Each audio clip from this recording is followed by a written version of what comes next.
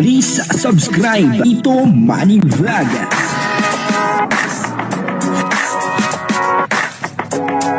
Payagan po si Tito Manny Vlog na mag-reactor para pambiling gamot sa kanya pong karamdaman. Meron pong bisita, etong si Kalinga Pedro, no? Sabi ni Kalinga Pedro, galing daw po ng South Korea. Ano po, etong kanyang bisita. Papanoorin po natin yung video, no? At dito nakita po natin na talagang napakasaya ni Kalinga Pedro. Ano po, at siyempre bibigyan po natin yan ng konting reaction. Pero bago po yan, ako muna po bumabati sa inyong lahat ng magandang umaga, magandang tanghali, at magandang gabi sa inyong lahat mga kapatid. Saan man kayo ng panig ng mundo naroon ngayon, ay mag-iingat kayo palagi at pagpalain kayo ng ating Panginoon. Maraming salamat din po sa patuloy na tumatangkilik sa aking YouTube channel at nanonood sa aking video reaction. Patuloy lang po natin suportahan sila Kuya Bal Santos Matubang, Kalinga Prab, at Ed The Vlog, Jack Tapia, at yung mga kasama ko pong reactor sa Kalingap. Ganun din po yung mga charity vlogger na Kalinga partner. Ito po yung video, no, na kung saan makikita po natin na meron pong isang magandang babae, dalaga na bisita etong si Kalinga Pedro na galing daw po ito ng South Korea. Grabe, no? Talaga nga naman si Kalinga Pedro ibang-iba na. Ano po, ang mga bisita niya ay nanggagaling pa sa ibang bansa, no? Katulad po nun, sabi niya ay galing daw po ng South Korea.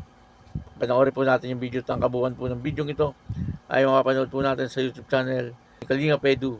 O ito po yung video, panoorin po natin. Ano to? Ambassador! Si Lin, Ito lapid. Galing pa South Korea, guys! Mukhang to si Lisa! Lisa ng Blackpink? Opo. Sarang Ang ngayon. puti nito Totoo na ba yan? Naman guys, ambassador pa natin, panalo na, puti pa, panalo na. Totoo na ba yan? Namumuti-muti guys. Di lang yan. Sino pa ba itong isa? Ito. Si ano to Si Ayu! Si Ayu guys, si Ayu. Sampulan mo kami kanta Ayu. Heyo. Ayu ko dyan. Yan po guys, mga ambassador. Ito talaga ang mukha niya. Tignan mo, puto na mumuti Pero, yun nga, siyempre, bilang ambassador, anong masasabi mo ngayon? Uy, magsabi kayo dyan. Magsama kayo dyan. Mga ambassadors kasi, siyempre, kailangan natin ng ako businessman dito Ako ang CEO, siya ang COE. COD. COD.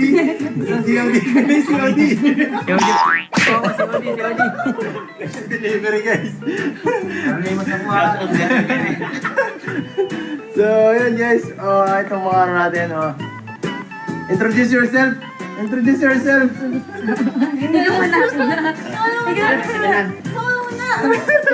Galing pang North Korea guys. Fresh from North Korea. Malamig-lamig pa. Tiyan mo, nilalamig pa po, natupad na rin. CEO ito. Business owner, Kalinga Pedro. Yan po ang ating patunay.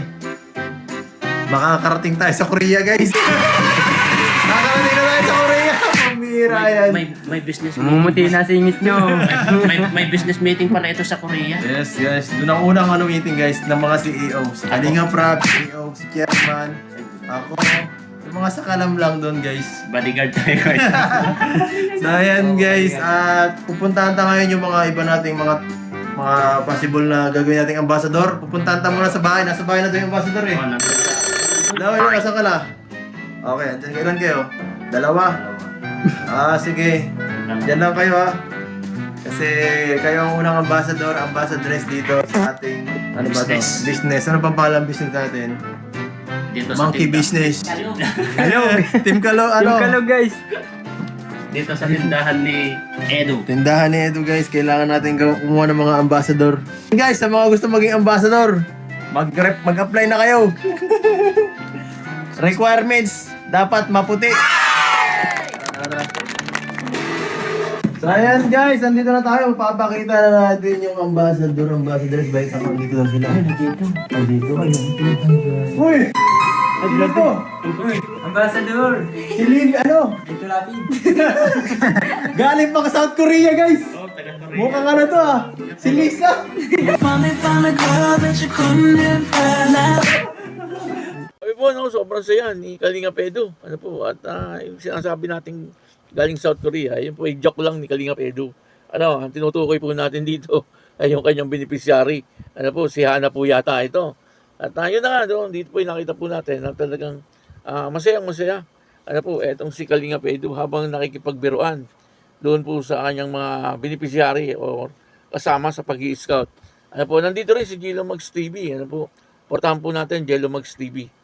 Po, yan po ay isa sa laging kasama ni Kalinga Pedro. At yun na nga, no, dito ay meron na pong sariling negosyo. Etong si Kalinga Pedro, grabe, no? Payaman na ng payaman. Etong si Kalinga Pedro, ano? At tuloy na po yung biyahe nila. Papunta po ng Korea. Ano, nakakatuwa naman, ano po, na iba't ibang bansa na rin ang nararating ni Kalinga Pedro. Ano po, ngayon naman ay dahil po yan sa Belt Box. Ano, yung mga nakaraan niya, ay may mga sponsor din po siguro yun, ano, hindi lang po natin alam. Pero ang maganda, siyempre, nakakapunta po ng ibang bansa si Kalinga Pedro. Ano, kung natatandaan nyo, dati, babike-bike lang itong si Kalinga Pedro. Ano, ngayon ay talagang nakasasakyan na rin. Ano po, malayo na rin ang narating ni Kalinga Pedro. Ano po, talagang makikita po natin na umaasenso ang buhay ni Kalinga Pedro. Ano, sabi nga po ng iba, kapag daw po nasa Kalingap, ay talagang nagiging maayos po ang buhay. Sabagay, dati naman pong maayos ang buhay ni Kalinga Pedro kasi ay maganda naman po ang trabaho ng kanyang mga magulang. Ano po, at nakagraduate din naman siya sa kanyang pag-aaral. Kaya lang, ay ang natahak na po ngayon ay itong pagbablog. Ano, maging isang vlogger. Sabi nga po nung kapatid niya, yung babae, ano, si Mika, ay hindi daw po nila akalain na si Kalinga Pedro ay maging isang vlogger. Ano, kasi dati daw po mahihiyain etong si Kalinga Pedro. Ano po, at bihira nga lang daw po magsalita. Pero ngayon, eto nakikita po natin, ano, na talagang ibang-iba na po siya. Ano, pati po yung kanyang personality ay nag-improve. Ano po, hindi lang po yung kanyang buhay ang naging maayos. Ano po, pati po yung kanyang pagiging mahiyain ay nawala. Dapat po pagka vlogger ka, talagang dapat medyo makapal ang mukha, ano.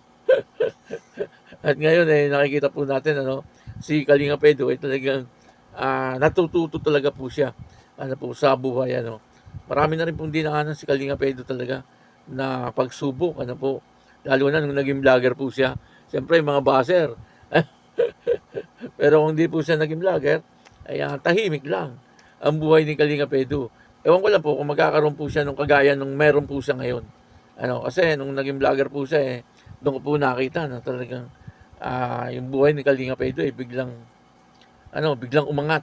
Ang kagandahan po kay Kalinga Pedro, no, kahit na siya ay nakikita po natin na talagang may pera na rin, hindi po mapagmataas, ano, nanatili po mapagpakumbaba. Ano po, yun po ang kagandahan na talagang napakabait po ni Kalinga Pedro. Ano po, sana kung ano man po yung mga pangarap po sa buhay ni Kalinga Pedro at kung ano man po yung kanyang adhikain, ay maging matagumpay po siya. Ano po, kaya yun, ano, maraming salamat po sa inyo lahat. At ako po si Tito Manny Vlog na nagsasabing God bless you all. Diyos mabalos.